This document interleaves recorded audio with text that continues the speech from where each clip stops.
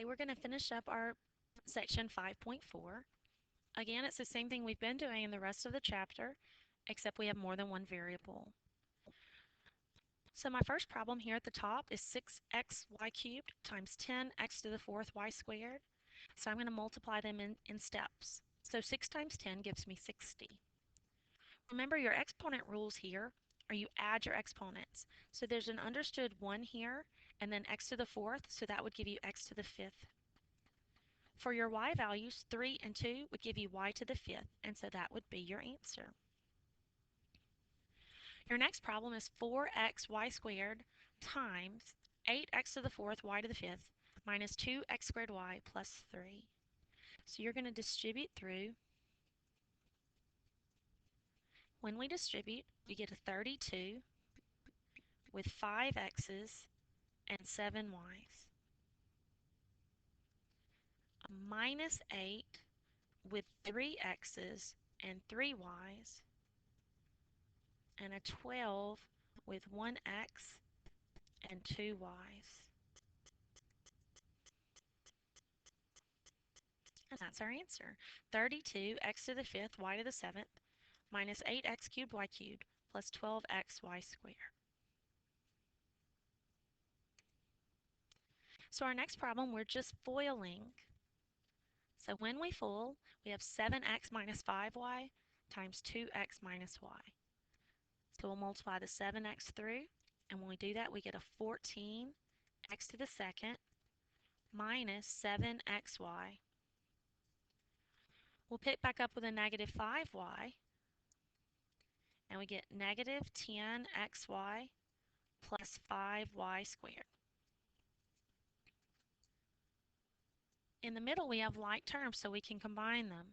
So we get 14x squared minus 17xy plus 5y squared.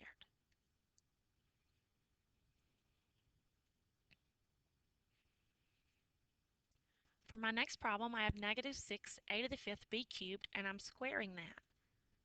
So that means I'm going to take negative 6 and square it, and a to the fifth and square it, and b cubed and square it. So a negative 6 squared would give me 36.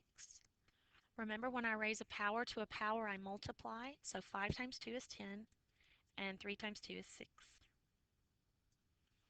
My answer is 36, a to the 10th, b to the 6th.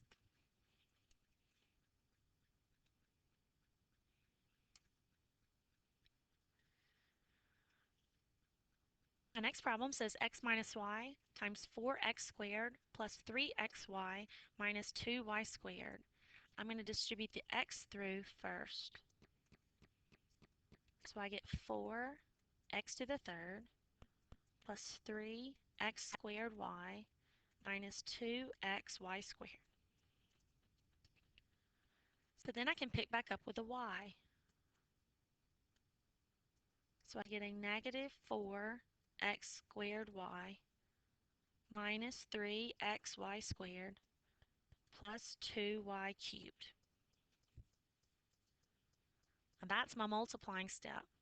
You'll notice in this problem that you have x squared y's and you have xy squareds, so be very careful combining your like terms. So I have a 4x cubed, and that's my only x cubed term. But then I have an x squared y right here and another x squared y. So 3x squared y minus 4x squared y would give me a negative 1x squared y.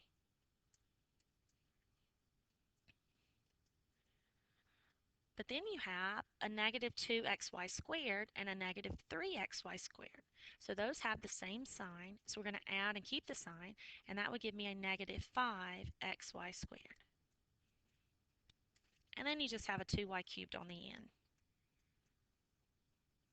So my final answer would be 4x cubed minus x squared y minus 5xy squared plus 2y cubed. For our last problem, we have a binomial squared, so that means we have to rewrite it. So that's a 4x minus 3y times 4x minus 3y, and we're going to FOIL it.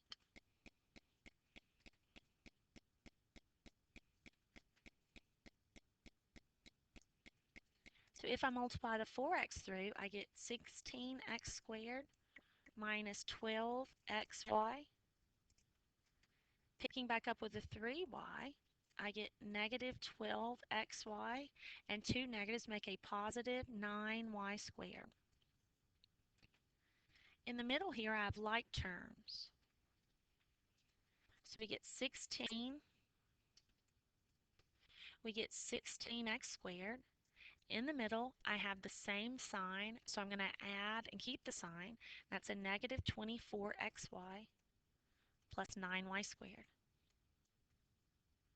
And that's my answer.